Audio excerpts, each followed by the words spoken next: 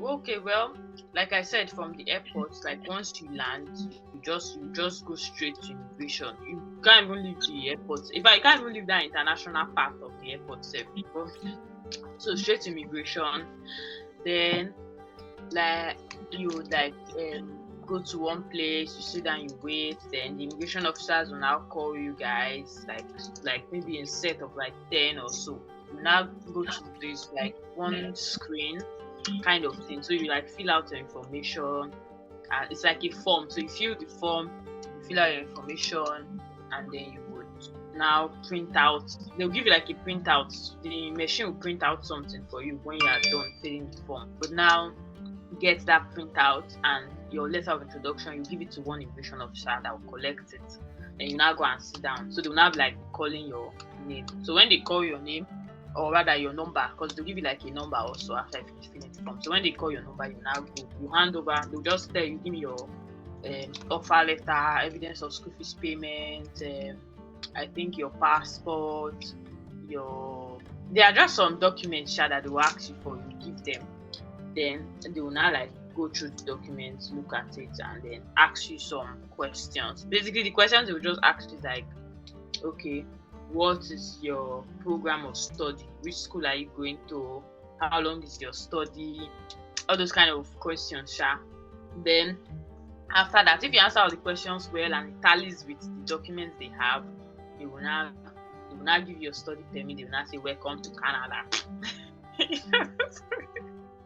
So after that, then you will now carry your study permit and go. So from there, you're not free to go. So you will now go and look for your luggage. Remember when you came back from the plane, you've not collected your luggage. You just went straight to immigration. So you now go to where the luggages are and go and collect your luggage. And from there, you are free to go. Then so you now. So what happened was then. So I now like I've been chatting with my sister like all through the journey and how everything was going. So when I was finally done with immigration, I now told her, and then so she now came to pick me from the airport. So then when I first stepped outside the airport, because I came in December, so winter, So when I just I was like, Jesus is Lord. Is there AC outside or what? It was like cold. And my sister said it snowed like 2 days ago, so there was still snow on the floor. So the thing is that when it snows, it's not usually cold at that moment when it's snowing. It's after I finish snow, because there's snow on the floor. So it's basically like walking in a freezer. So it was cold. So I had to run to the car from the entrance of the airport. Obviously the car cannot park like in front of the airport now. So yeah. I had to run, and even the winter jacket could not do justice. So when I got home, that day safe. I not even after I ate, I bathed and just like rested into 10, and I went to do my SIN. So SIN is like the first thing we do, because SIN is just like NIN, something like that. It means social insurance number. Yes. So you need it for like if you want to open bank account, if you want to buy your phone line, they will ask for your SIN. So it's just the way they used to do NIN in Nigeria. So I went to do my SIN. That was the first thing I went to do. Then after that, I now went to get my phone line that same day. You can do all these things the next day though, it depends. But my sister was like, I should just go and do all those ones once after, because I landed in the morning. So when I arrived in Canada, I arrived like 7 a.m. That's when my flight landed. Then before I went through immigration and all those things, I now got home like, though the airport was not too far, the airport was like maybe 30 minutes drive from my sister's house. So I shall go like maybe 10:30, because I used like 2 hours with immigration and all those. It was not as if I was with immigration for 2 hours, but all those waiting, because we are plenty and it was like one by one. So all those waiting, then going to look for my luggage and blah blah blah. So all those things. So when I got home, so I now went to start like doing all those things, and that was the tra. So that first day I just got my SIN and then got my phone line. That was the 2 things I did. Then I opened my bank account later on, like I think like a week later or so. Then what else did I do again? Then I just started applying for jobs. I guess that was it. Then so when I arrived now, I had like 2 weeks before school resumed. So I just used that 2 weeks to just like be applying for jobs, like majorly just applying for jobs now, and like just explore. When school now resumed, I first went for orientation like a week before school resumed, and they always doing the orientation and all this kind of things. So the orientation made sense. There were a lot of things, and like everywhere was just like the whole school setting was different from Nigerian public school setting. Though I didn't go to private university, so I wouldn't know what private university experience is like, but public experience is like. Okay, just talk a little about the setting. How is the setting like? For the school? Yes. Okay, so the school is like see, there's no like really like the trenches. Everywhere is like up to standard. Like in the classroom, there's no rug. There's rug in the classroom. The chairs, table, the board, like there's projector in every classroom. Like everything is just like up. Like if you enter the class, you think maybe one big office in Nigeria, but it's just a class that, like even the furniture, everything is like doing the la frame, like just up standard, like. My first week in school was just okay. I went to class, and then you meet people are just introducing themselves, like just basically like talking to everybody. So my first week in class was just basically like getting to know like everybody, getting to know about like things in school, like maybe where your classes are. So every class is numbered, so it's not hard to find like your class. Like there's like one thing they do very well in this Canada, I think everywhere abroad, is signage. They are very big on signage. Like you can never get lost once you follow signs. Like signs are everywhere. There's always signs. Like, sign. So so basically that was what the first week was all about. So I'm making friends, meeting people, and just it wasn't really hard because it was like everybody's just like overly friendly that first time. I know almost everybody's like new, apart from returning students. So they're like returning students now, but a lot of us new people, and most times like I met a lot of Nigerians, so we're not that much. But like there was one time I was just sitting down, and one girl just saw me from afar. Then so I suspected she was Nigerian, but I was not sure. Most times it's until the person talks, when you hear the person accent, that's when you know if the person is a Nigerian or not. Because they could be like any other black, they could be Jamaican, they could be Ghanaian, they could be any so the girl now saw me, and then she was not like that. This your hair, is it not darling attachment? You're Nigerian, we not laugh. So most times, she got the name of the attachment. that is the height of sea finish. I see that, so we not laugh. So most times it's not hard. Like once you just see somebody, I should that person Nigerian, like me now, I was like very, very distant social. So most times I just see, I don't be like, are you Nigerian? And maybe the person is not Nigerian, now say, father, would I laugh? Other kind of thing. So you just call the person number, exchange number, basically like that. So that was how it was, and I met like a couple of Nigerians. So I'll say so it wasn't really hard, except if you're a very sociable person, like, and there's somebody that is someone, even if you can't go up to someone and talk to the person, if people come up to you and talk to you, you are very receptive, then it won't be hard.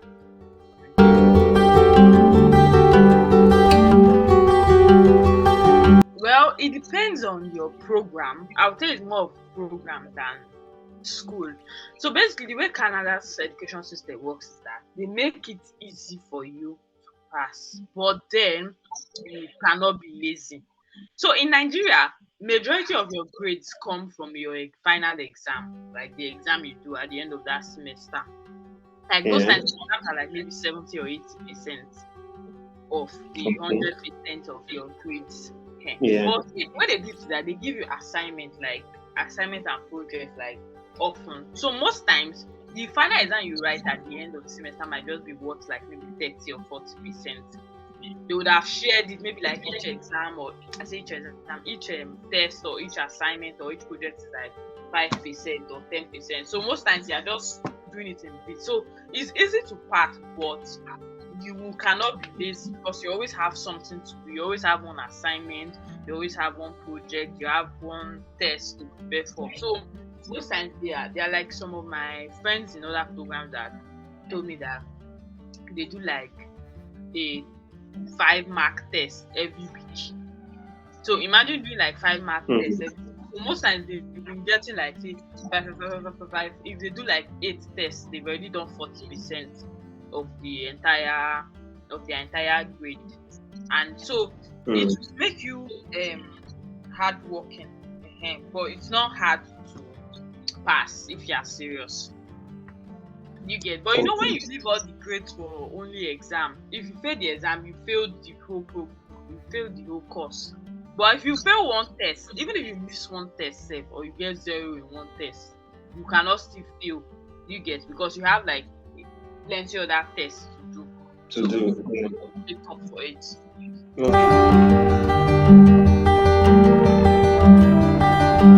was not easy. You know, I said I came in December and I literally started applying for jobs like immediately. Like let's just say 2 or 3 days after I landed, I started applying for jobs.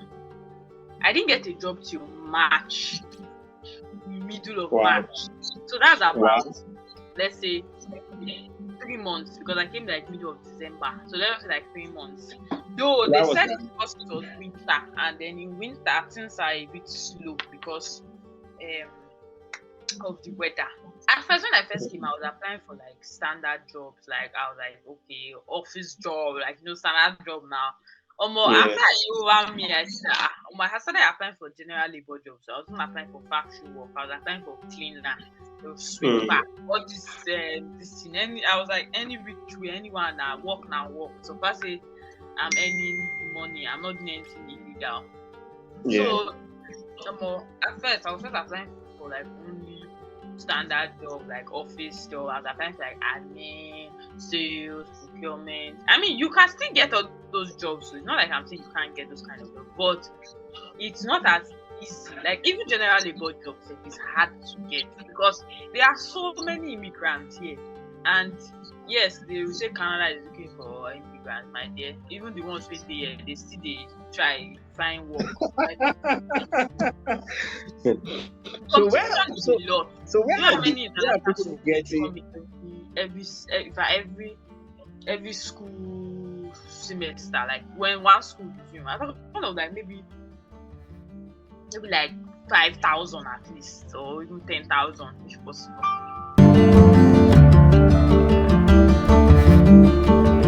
I did like I partly did like a part-time work for this one, but that one was not really consistent. Like maybe I got like one shift in one full week, so I wouldn't really say that was really a job per se.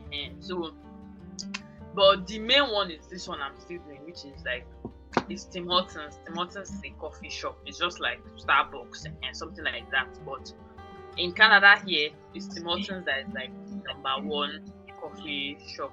And Starbucks is more of a US thing. Though they have Starbucks here, but they are not as popular as Tim Hortons. So that's the one. That's where I work.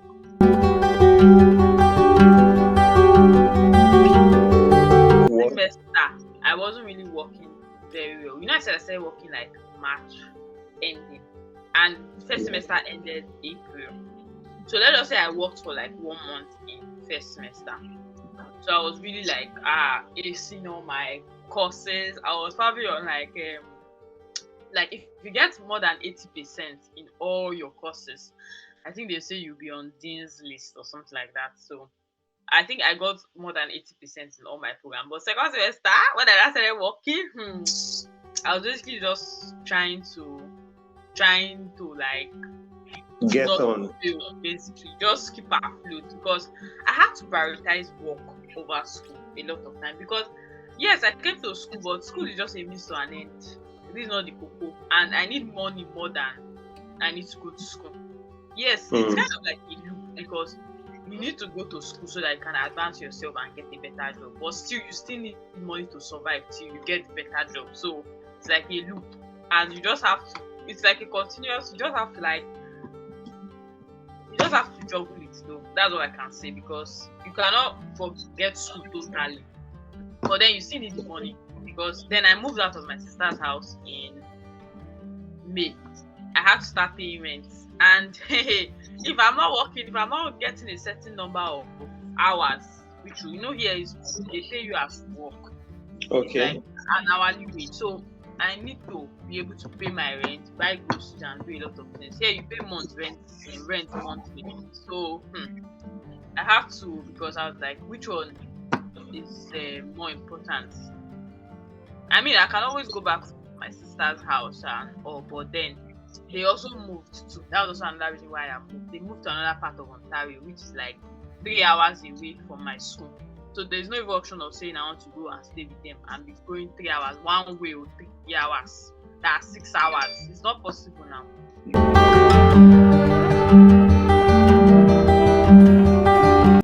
I guess okay here they are That's also true. on all this LGBTQ thing now. So and Yeah.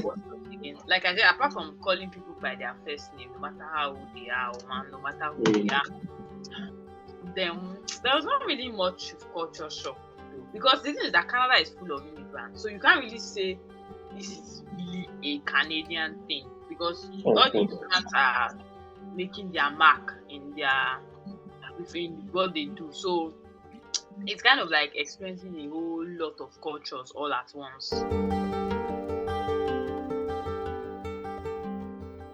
I have a study group. Yeah, How did I you had. locate I a mean, I study had. group?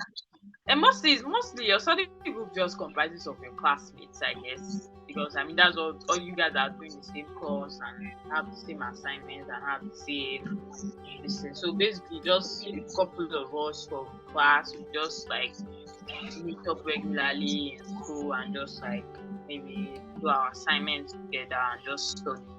So basically, your study group will most likely just come from your classmates.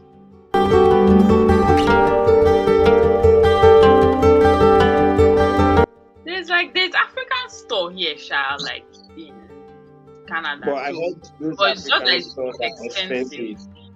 Yes, it's expensive. That's the only thing. But I mean, you can eat most of the things we eat apart from swallow, and maybe also like our local dishes. But things like rice, there's rice everywhere. There's spaghetti everywhere. There's beans everywhere.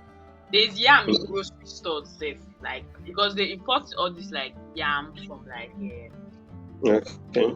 Caribbeans, and the Caribbeans is close to this place, so Yeah. you see yam, you see potato. So it's just maybe only like swallow maybe not to cook soup. Those are the ones that you might really need to go to grocery store. But even something like okra, okra is like who is okra here, so you can see okra in like a normal grocery store. So essentially, I the kind of person that you not be eating most swallow, but to cook rice, you can see the ingredients in normal grocery store. Even jollof rice, what do you need? It's not mostly rice, tomatoes, and all the other ingredients. They sell chicken everywhere, they sell beef everywhere, they sell turkey everywhere, they sell all these things everywhere. So it was not really that hard.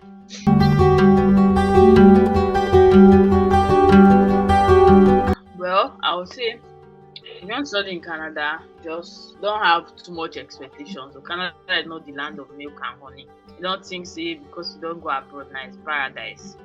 Like just most times what people tell you online is that Canada is this, Canada is that. Most times they don't tell you the struggles, that's the thing. And I mean it's not like anybody lied to me or anything per se, but me I had like expectation. And even my sister said could not really tell me most of the things because another thing is that she came as PR, not as a student. So the struggle is different. When you're on Okay. PR, you're not studying, you can just focus on getting a job and that's all. And PR has a lot of PR is a higher status than being a student. Because after my study permit, now the next thing is to get work permit and then work towards getting PR. So PR is like a higher level. So even if she told me some of the struggles, there are some struggles that she will not tell me because she did not experience it, because like I said, she came on PR. So I'll say manage your expectation. 1. 2, it's not easy to get a job. Though you might be lucky, like people now that resumed in like May. So when they came, everyone was already getting warmer. So there were a lot of activities happening. So it was easier for them to get a job than me that came in the middle of winter. Though there are still some people that came in the middle of winter and still got a job quicker than me. And so everybody's luck is different, but be prepared for the worst. Like I said, so, and yeah, mostly like when I started working and like I was still in school, my life was basically the day I'm not going to class, I'm going to work. Some days I'm even going to class, I'm also going to work. So I didn't even have any free time. I remember when I first came, I was like, damn, all those places I want to go to, like Niagara for all that. I was like, it's too cold in winter, I'll go in summer. Summer now, I worked all through because summer is when things are really happening. So you get more shifts and there is like a lot of opportunity to make more money in summer. So I was basically working all through summer. Like I basically did not enjoy it like I wanted to, or like I had in mind, because I was like, summer, you know, the people say summer. I can't The summer I worked the most. And I had to, enjoyment or making money, which one will you choose? I need the money also. I had to choose making money. So I will just say that the advice on how they can get a job, what can you advise? How can they get a job? On how you can get a job. So there's no one formula to it though, because just give your own view now. Most times your experience in Canada, outside Canada, they don't really look at it like that. So most times what people do is that just some people will tell you lie on your resume that you worked in Canada before, but I would not advise you to do that sharp. But all I can just say is that just try to rearrange your resume to suit what most employers are looking out for in Canada. Because I had to rewrite my resume like 1 million times at each point of my job search. But just like if you have maybe like someone that you know that has gotten a job, maybe from your classmates or so, you can ask them for their resume. And the thing is that even if you do your resume like that, you might still not get like the job. Like I said, there's not really one formula, but just be ready to be tweaking and changing your resume as much as you can. And another thing, if they ask you about availability, don't tell them I'm available on so days, I have class on so days. That's the worst. That one, they will not even consider you when they know that you're not flexible. So you have to be very flexible. That was a mistake I also made at the beginning. If not, maybe I would have gotten a job like earlier in the year rather than that March if I had an open availability. But then I was just telling them, I have class on Thursday, I have class on, and by the time they also this one never ready. They need somebody that anytime. See, it's not like I'm saying you should not go to class, but get the job first. When you've gotten the job, you can now see when you have gotten a job, it's easier to say, okay, please, I won't be able to come on Thursdays and Mondays because I have class. You are already there. They will not fire you because of that one. Instead, they will work around your availability.